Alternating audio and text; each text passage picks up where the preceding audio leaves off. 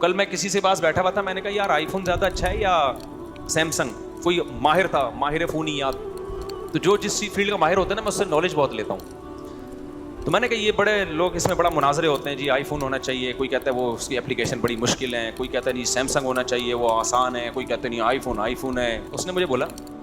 مصعب جو بھی آپ کو آئی فون والا نظر آئے گا نا جیب میں یوں کر کے نکالا ہوا ہوگا, یہی اس کی علامت ہے کہ یہ آئی فون والے سائی کی ہوتے ہیں.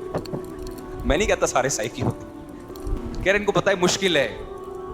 اس کی اپلیکیشن کیا ہے بہت مشکل ہے, چیزیں آسانی سے ڈاؤن لوڈ نہیں ہوتی,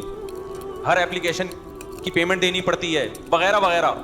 اور لیکن پھر بھی اتنے مہنگے مہنگے فون رکھ کے, اچھا جتنے وہاں آئی فون والے بیٹھے ہوئے تھے نا سب نے جیبوں سے باہر نکالا ہوا تھا, اور واقعی یہی اسٹائل تھا, آدھی آدھی جیبیں تھی اور 3 کیمرے جو ہوتے ہیں نا وہ نظر آ رہے تھے. میں نے یوں کر کے دیکھا, سیمسنگ والوں نے سب نے, میں نے بھی سیمسنگ ہے نا یہاں جیب میں رکھا ہوتا ہے اس کے خلاف.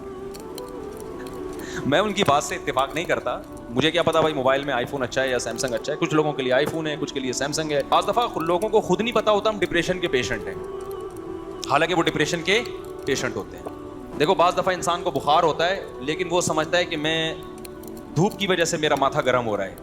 تھرمامیٹر لگائیں گے تو پتہ چلے گا بھائی یہ دھوپ کی وجہ سے نہیں ہے, یہ ٹیمپریچر آپ کا اندر کا بڑھ گیا ہے. تو اسی طرح کسی سمجھدار کے پاس آپ بیٹھیں گے نا تو وہ آپ کو بتائے گا کہ یہ جو آپ کے اندر ایب نارملٹی ہے نا, بلا وجہ ہنس رہے ہیں, بلا وجہ اوور ایکٹنگ کر رہے ہیں, ہر چیز میں ٹانگ اڑا رہے ہیں, آگے گھس رہے ہیں, یہ بھی بہت دفعہ, میں نہیں کہہ رہا ہمیشہ, بہت دفعہ ڈپریشن کی وجہ سے ہوتا ہے. جب انسان کسی ٹینشن میں ہوتا ہے تو ایب نارملٹی والی کیفیات ہوتی ہیں اس کی, وہ کچھ ہٹ کے کام کر رہا ہوتا ہے. آج کی دنیا میں اکثریت, اگر میں حلفیہ کہوں نا, اکثریت ڈپریشن کی مریض ہے, تو میری یہ بات غلط نہیں ہو. نارمل میں نے صرف علماء و بزرگوں میں ہی دیکھے, معذرت کے ساتھ, یہ دینداروں میں دیکھیں, ورنہ ہر جگہ کہیں نہ کہیں تھوڑا سا کھسکاوا ہوگا, ٹھیک ہے, تھوڑا سا کہیں نہ کہیں سے فرما جو فریم ہے نا وہ تھوڑا سا آڑا ترچا ہو.